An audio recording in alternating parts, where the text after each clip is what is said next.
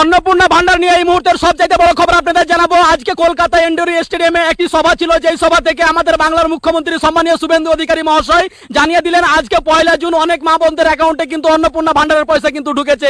এবং মুখ্যমন্ত্রী বলছেন বিগত সরকারের কন্যাশ্রী প্রকল্প সেটাও বন্ধ হচ্ছে না।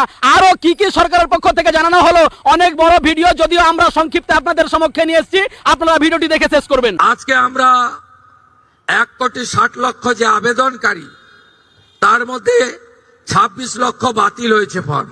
1,30,00,000-এর বেশি ঝাড়াই বাছাইতে তারা যোগ্য বিবেচিত হয়েছেন।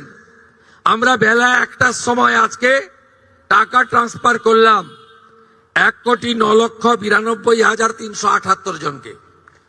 আজকে রাত্রি 12টা পর্যন্ত বাকিরাও পোর্টাল আপলোড হতে হতে তাদের অ্যাকাউন্টেও টাকা ঢুকতে শুরু করবে। যারা ট্রাইব্যুনালে অ্যাডজুডিকেট হয়ে ট্রাইব্যুনালে আবেদন করেছিলেন, তাদেরকেও আমরা যতক্ষণ না ট্রাইব্যুনালে তাদের বাতিল বলে ঘোষণা করছে, তাদের এই ভাতা চালু রাখার সিদ্ধান্ত গ্রহণ করেছি। এতে কি কোথাও ভুল হয়েছে? আপনি ভারতীয়, দেশ আপনার প্রথম।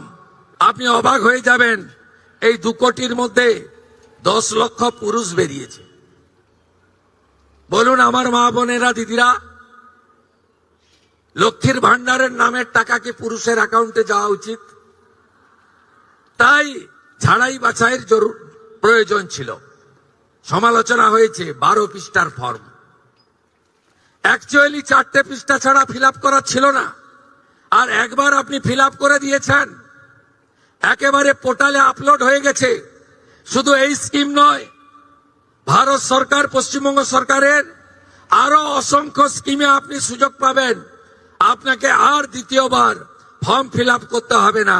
4 দিন ব্যাপী যে জনকল্যাণ শিবির করেছিলাম, এই জনকল্যাণ শিবিরে 8,15,000 দিদি এবং বোন অন্নপূর্ণা যোজনায় নাম নথিভুক্ত করেছিলেন। খুশির খবর, আজকে যাদেরকে টাকা ট্রান্সফার হলো, তাদের মধ্যে জনকল্যাণ শিবিরে আসা 8,15,000 প্রত্যেকেই তাদের অ্যাকাউন্টে টাকা পেলেন। তো প্রত্যেক মাসেই আপনারা টাকা পেয়ে যাবেন অ্যাকাউন্টে। পুরো জুন মাস সময় দিয়েছি, পুরো জুলাই মাস সময় পাবেন, পুরো আগস্ট মাসও সময় পাবেন। প্রসূতি মায়েদের ভারত সরকার থেকে 5,000 টাকা করে দেওয়া হয়। আমরা তার সঙ্গে 16,000 টাকা যুক্ত করে 21,000 টাকা করে দেব। আগস্ট মাস থেকে আপনারা এটা পাবেন। ছাত্রীদের জন্য, বোনেদের জন্য কন্যাশ্রী সহ সেগুলো চালু থাকবে। কোন স্কিমে আমরা আপনাদের অধিকার থেকে